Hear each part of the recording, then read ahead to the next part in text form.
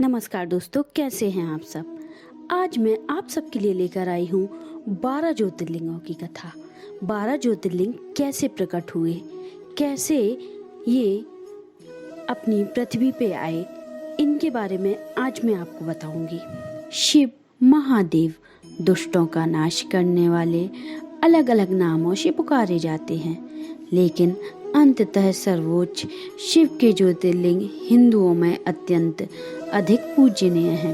ज्योतिर्लिंग एक ऐसा मंदिर है जहाँ ज्योतिर्लिंग के रूप में भगवान शिव की पूजा की जाती है।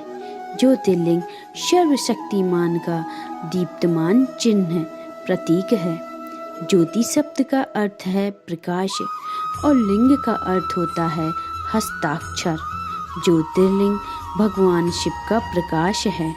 हिंदू धर्म में पुराणों के अनुसार शिव जी जहाँ जहाँ प्रकट हुए उन 12 स्थानों पर स्थित शिवलिंगों को ज्योतिर्लिंग के रूप में पूजा जाता है। ये संख्या में 12 हैं।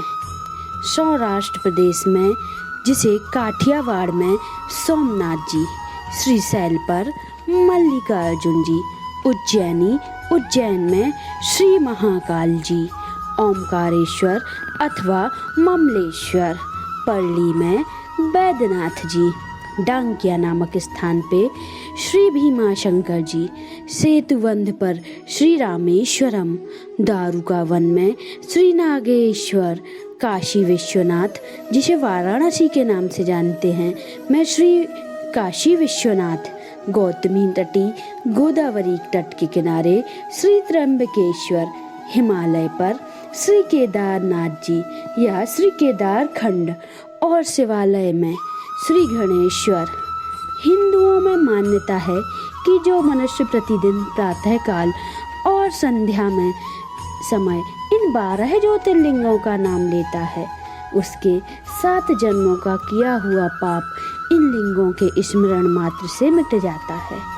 प्रत्येक ज्योतिर्लिंग का एक उपलिंग भी है, जिसका वर्णन शिव महापुराण की कोटि रुद्र संहिता के प्रथम अध्याय से प्राप्त होता है। पुराणों में कहा गया है, जब तक महादेव के इन 12 ज्योतिर्लिंगों के दर्शन नहीं कर लेते, आपका आध्यात्मिक जीवन पूर्ण नहीं हो सकता। हिंदू मान्यता के अनुसार ज्योतिर्लिंग कोई सामान्य शिवलिंग नहीं है। ऐसा कहा जाता है इन सभी 12 जगहों पर भोलेनाथ ने खुद दर्शन दिए थे, तब जाकर वहाँ ज्योतिर्लिंग उत्पन्न हुए। आखिर क्या है ये ज्योतिर्लिंग? यदि आप शिव पुराण पढ़ें तो वहाँ एक कथा का वर्णन है, जिसके अनुसार एक बार ब्रह्मा जी और विष्णु भगवान में बहस छिड़ गई कि कौन सर्वश्रेष्ठ है। दोनों ही अपने आप को सर्वश्रेष्ठ बताने लगे और इस समस्या का हल निकालने के लिए भगवान शंकर एक प्रकाश स्तंभ के रूप में प्रकट हुए। भगवान विष्णु और भगवान ब्रह्मा जी ने जब इस प्रकार प्रकाश स्तंभ का कोई भी एक सिरा ढूंढने को कहा गया, तो भगवान विष्णु ऊपर की ओर और ब्रह्मा जी नीचे की ओर गए, परंतु दोनों ही इस कार्य में असफल रहे। बाद में शिव जी ने इस प्रकाश स्तंभ को पृथ्वी पर गिरा दिया, जिसे आज आप और हम ज्योतिर्लिंग के नाम से पुकारते हैं। यदि हम अपने प्राचीन धर्म शास्त्रों की माने तो इन 12 स्थानों पर भगवान शंकर स्वयं विराजमान हैं।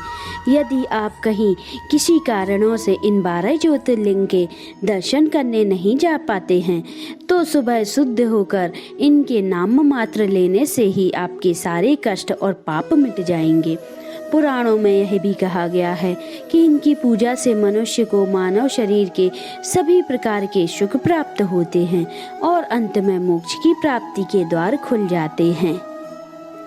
सौमराष्ट्रे सोमनाथम च श्रीशैलिका मल्लिकार्जुनम, उज्जैन्यम महाकालम ओमकार ममलेश्वरम, परल्या वैजनाथम च डांक्याम भीमशंकरम, सेतुवंदे तु रामेश्वरम नागेश्वरम द्वारिका वने, वाराणस्या तु विश्वेश्वरम त्रयंबकम गौतमी तटे, हिमालया तु केदारम गणेश्वरम च शिवालये, एतानि ज्योतिर्लिंगानि सायं प्रातः पठे नरः भक्ता, सप्तकृत पाप जन्म स्मरणे विनश्यति।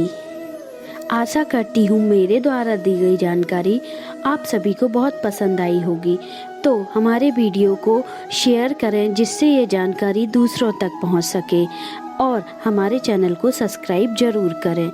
जय श्री महाकाल। तो बताइए दोस्तों, कैसी लगी आज की हमारी ये कथा आपको हमारी कथाएं पसंद तो आ रही है ना?